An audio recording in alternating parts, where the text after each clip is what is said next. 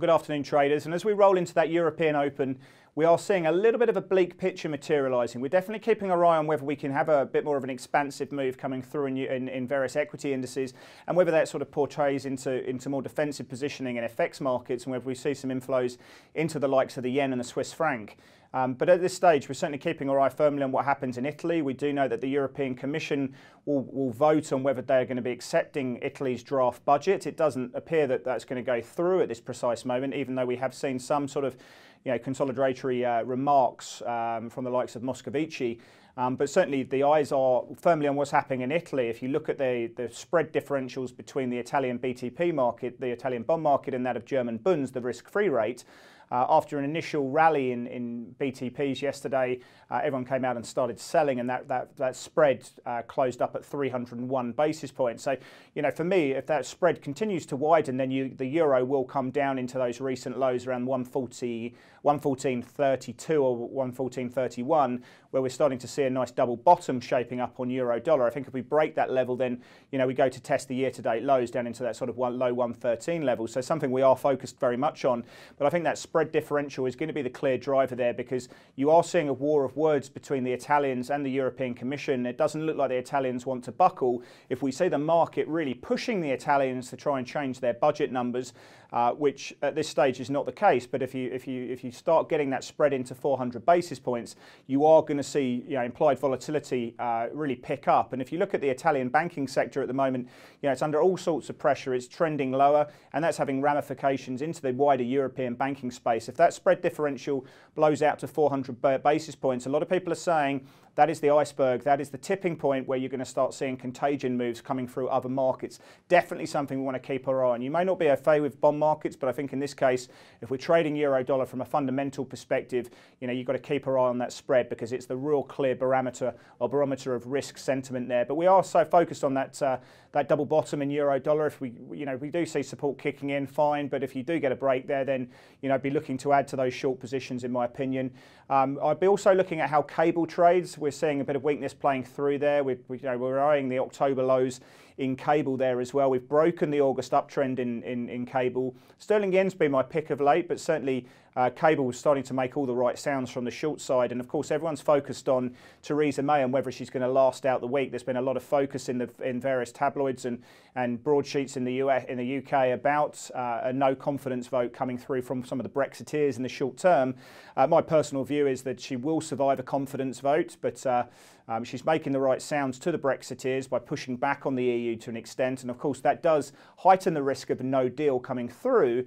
But there's still a lot of cries, and the way that cable's been trading suggests that people are starting to price in a higher chance of a no confidence vote, which could be a short-term vol event there. We're keeping our eyes firmly on equity futures as well. The S&P futures are starting to roll over a little bit. We're down about 0.5%. Dow futures are down about just over 100 points or so, and I think there's probably a lot sharper reflection of what's happening in the Nikkei, which is down over 1% at the moment. Not really getting too much support from a higher dollar yen. But we are also focused on how the Nikkei trades, because that has such an influence on S&P futures outside of the cash markets. Here in Australia, we've got the market down, really been driven by the banks, which are down 1%. And it's a big part of a sort of a global thematic banking trade at the moment. If you look at the XLF in the US, which is the banking sector ETF, that's getting hit pretty hard. That's the lowest levels on a closing basis for some time. The Italian banking sector, as I say, which is under all sorts of strife and playing into the European banking space. So our bank's down about 1%. Also, energy down pretty hard. We've seen a lot of selling coming through in RBOB gasoline, and that's been a forward-leading indicator for oil prices so far. So gasoline prices going lower, it does look like that could be dragging oil prices down. We've been fairly bearish on oil recently, but certainly we're keeping our eyes on that sort of forward-leading indicator as an input, RBOB gasoline. If that continues to fall and break the uptrend, the longer-term uptrend, then of course I think WTI and Brent prices will probably come along for the ride as well as that key input there.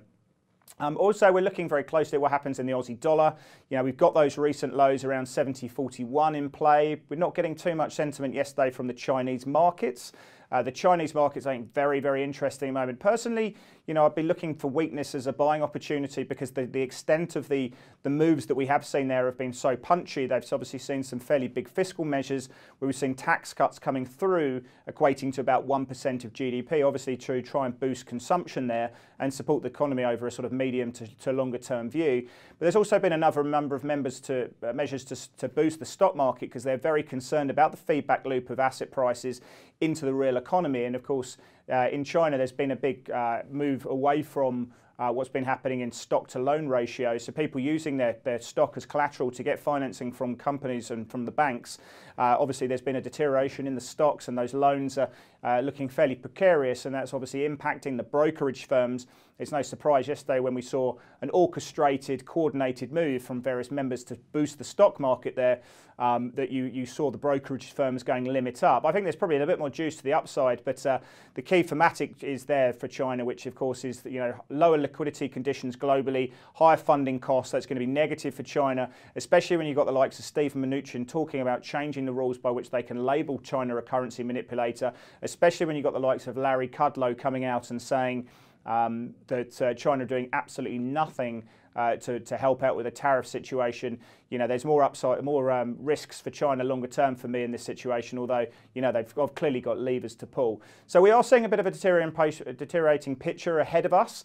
We're obviously watching to see how US trades, want to see what happens in those Italian spreads, and obviously what happens in cable with the Brexit situation, very delicately balanced here.